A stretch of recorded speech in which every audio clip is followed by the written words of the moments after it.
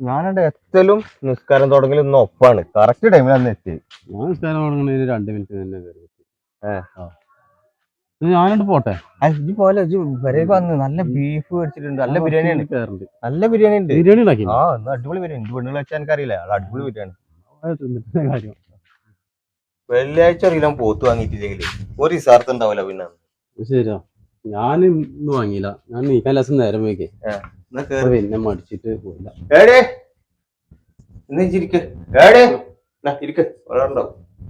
എടുക്കാൻ പറയും, തിരക്കുണ്ട് കുറച്ച്.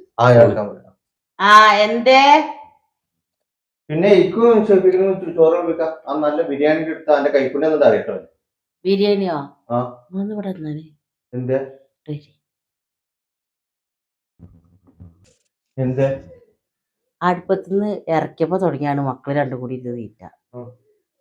അത് കഴിക്കാനേ നിങ്ങൾക്ക് ഒരാൾക്കുള്ള ചോറ് എടുത്തുണ്ട്. ഇനി എന്ത് പറഞ്ഞാലും ഒരു ഷെഫീക്ക്, നിങ്ങൾ എന്നാലും വേണ്ട ഷെഫീക്ക് എന്നാലും അത് എടുത്ത് നോക്കി നിങ്ങൾ.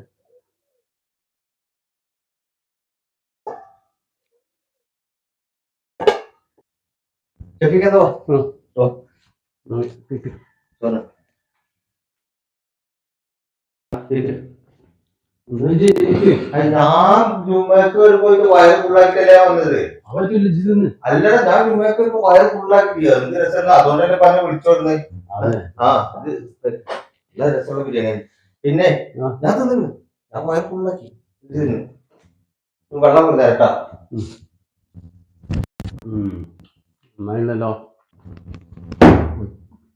അവിടെ തിന്നോട്. അടിപൊളിയുണ്ട്, നല്ല ടേസ്റ്റ് ഉണ്ട് കേട്ടോ.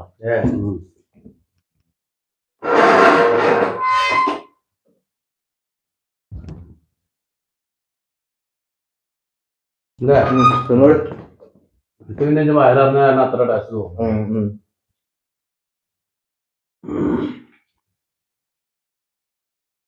അടിപൊളി ചോറാട്ടാ, ഉസാറായിട്ട്. എന്തായാലും റാഹത്തായി. ഞാനേ പോട്ടെ. ഞാനേ വീട്ടിൽ നിങ്ങൾ ഓളോൾക്ക് വയ്ക്കണം, ഓളൊന്ന് കൂട്ടി കൊണ്ടുവരുന്നുണ്ട്. ഞാൻ വന്നിട്ട് വിളിക്കാം. ആയിക്കോട്ടെ. ഇത് വൈകുന്നേരം എന്തെങ്കിലും വായിട്ടാ, നമുക്ക് നമ്മള് വർത്തമാനം പറയണ്ടേ. ആയിക്കോട്ടെ, ഞാൻ വരും.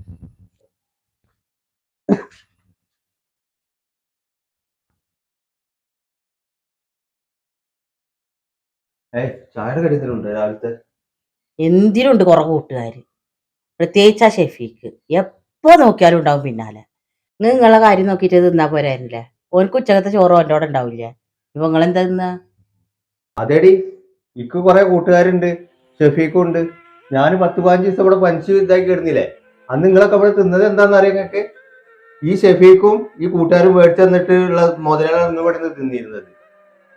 നിങ്ങൾ കുറെ കൂട്ടുകാരുണ്ട്. കഴിഞ്ഞ പെരുന്നാൾക്ക് നിങ്ങൾ ഇവിടെ എടുത്തിട്ട് ആ ഡ്രസ്സും ഇതൊക്കെ എന്താന്നുള്ളത് നിങ്ങൾക്ക് അറിയോ? ഞാൻ പണിയില്ലാതെ ഇങ്ങനെ നടക്കുമ്പോഴേ കുട്ടികൾക്ക് എടുത്തു കൊടുത്ത ആളാ പറഞ്ഞിട്ട് ഈ ഷെഫീക്ക് തന്ന 10,000 കൊണ്ടാണ് ഇവിടെ ഡ്രസ്സും പെരുന്നാളൊക്കെ കഴിച്ചത്. ഇക്ക് നിങ്ങളത്ര ഒന്നും ഇല്ല ഓന്, പക്ഷെ എന്നാലും ഓലൊക്കെ തന്നെയാണ് മെയിൻ ആയിട്ടുള്ളത്. എന്റെ മുഖം ഒന്ന് വാടുമ്പോ ഓൽക്ക് അറിയാം എന്താണ് പ്രശ്നം എന്നുള്ളത്. ഓർക്കൊരു നേരത്തെ ചോറ് ഞാൻ കൊടുത്തു വെച്ചിട്ടേ ഒരു കുഴപ്പമില്ല. കൂട്ടുകാരെ കണക്കും പറഞ്ഞു തന്നിട്ടുള്ളൂ.